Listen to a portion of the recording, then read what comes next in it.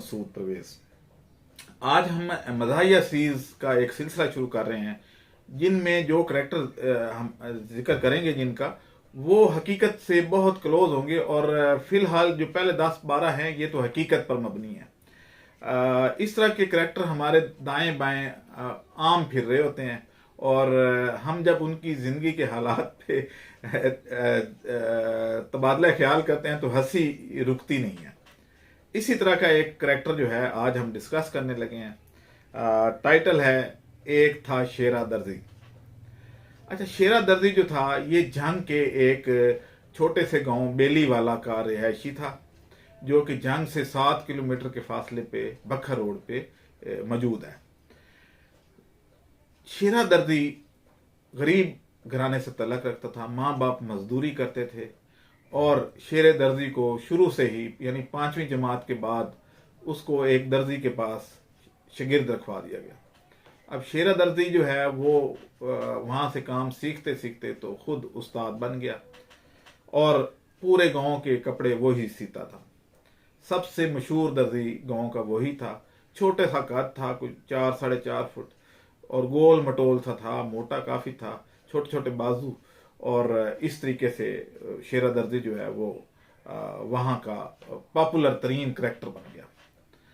अब मुझे भी एक दफ़ा उससे सूट सिलवाने का इत्तेफाक हुआ।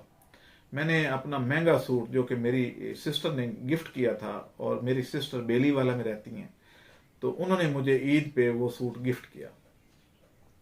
मैंने वो सूट जो है, क्योंकि दिन थोड़े थे ईद के, तो मैंने वो सूट शेरा दर्जी को दे दिया क्योंकि वो जल्दी सी देता था।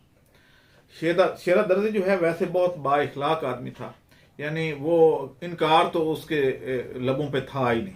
मैंने कहा भाई ईद से एक दिन पहले जो है ना तुमने देना। कहते जी बिल्कुल शाम 7 बजे आप मेरे से सूट ले जाइएगा।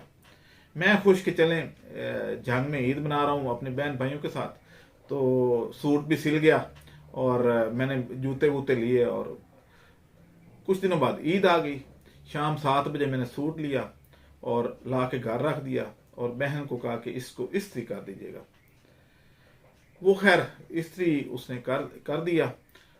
सुबह उठी तो उसने इस्त्री कर दिया और जब ईद पढ़ने के लिए जाने लगे तो पता चला कि उसने लॉन की शलवार सी दी है और लट्ठे की कमीज सी दी है और उस लॉन की शलवार में से आर पार हर चीज़ जो है वो अयां थी।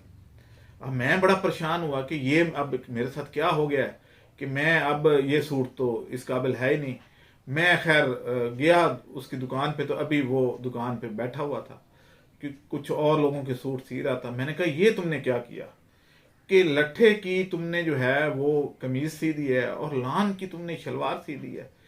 तो इस तरीके से मैंने उसकी ठीक ठाक बेइज्जती की। उसने कहा जी डॉक्टर साहब आपको परेशान होने की ज़रूरत नहीं है, आपका जितने का भी सूट है मैं आपको ये बनवा दूंगा या इसके पैसे दे दूंगा। खैर मामला रफा दफा हो गया। मैं लाहौर वापस आ गया। बाकी लोगों के वो काम करता रहा होगा जैसे तैसे। कुछ अर्सा पहले यानी 4-5 दिन पहले मैं जंग गया एक शादी में शिरकत करने के लिए, तो उस जगह से गुजरा जहां शेरा दर्जी की दुकान थी। अब मैं उस दुकान के सामने से जब गुजरा तो दुकान बंद थी, शटर डाउन था और बाहर लिखा हुआ था दुकान किराए के लिए खाली है। मुझे खटका हुआ कि कहीं शेरा दर्जी दुनिया से रुखसत तो नहीं हो गया।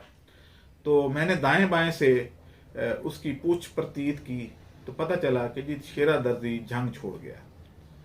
मैंने कहा जी वो क्यों छोड़ गया है? तो पता चला जी कि उसने लोगों के बहुत ज़्यादा पैसे देने थे। मैंने कहा कितने देने थे? कहते कोई 1.5-2 लाख रुपया उसके सर पे था तो वो दे नहीं पा रहा था। आमदन का जो है वो जरिया इतना अच्छा नहीं था तो वो फैसलाबाद शिफ्ट हो गया और उसने अपना मोबाइल नंबर भी चेंज कर दिया। इसलिए इस दुकान को मालकान ने अगले किराएदार के लिए रखा हुआ है कि कोई आए और इसको किराए पे ले ले। अब मुझे और थोड़ी सी वो हुई कि तशवीश हुई कि यार दर्जी किसी के उधार कैसे दे सकता है? कपड़े तो लोग लेके आते हैं उसके पास, तो वो तो सिर्फ सीता है और सिलाई भी नकद लेता है, तो ये कर्जे के नीचे कैसे आ गया? और इसके पास तो रश भी बड़ा था, इसका कोई खर्चा भी नहीं था। तो मैंने फिर पूछा भाई कि ये क्या वजह है, डेरे पे चला गया और मैंने कहा जी शेरा दर्जी ने पैसे कैसे किया? क्या उसने कोई मकान का सौदा किया कि उसके कोई पैसे खा गया? ये क्या हुआ? कहते नहीं नहीं, कारोबार में नुकसान हो गया। मैंने कहा कारोबार में नुकसान दर्जी का कैसे हो सकता है? तो पता चला कि उसने पूरे मोहल्ले के जो है लोगों के इसी तरह जैसे मेरा सूट सिया था वो सिए हुए थे, और आखिरी जो सूट उसने सिए वो चौधरी साहब जो वहाँ के नंबरदार थे उनके उसने शादी के सूट इसी तरीके से, औरतों के जो सूट थे वो मर्दों के सी दिए और मर्दों के जो सूट थे वो औरतों के सी दिए।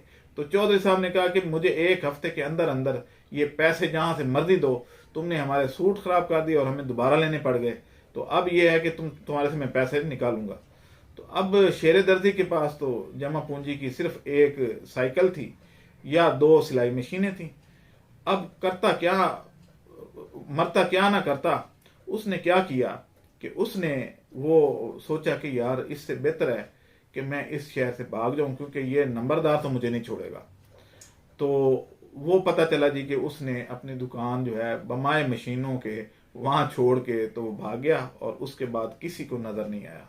उसका मोबाइल नंबर का हाल बंद है, और वो फैसलाबाद में सुना है कि फैसलाबाद में किसी जगह पे दर्जी का काम उसने शुरू कर दिया। अब हमारे यहाँ इस तरह के करैक्टर आम है। मसला यह है कि मैं आपको बताऊं कि एक मैं नाम नहीं लूँगा, एक ढाबा सिंह के भी हैं एक फार्मर जो फिश फार्मिंग के इसी तरीके से उल्टे सीधे मशवरे देते हैं। तो और इस तरह के बेशुमार करैक्टर होते हैं।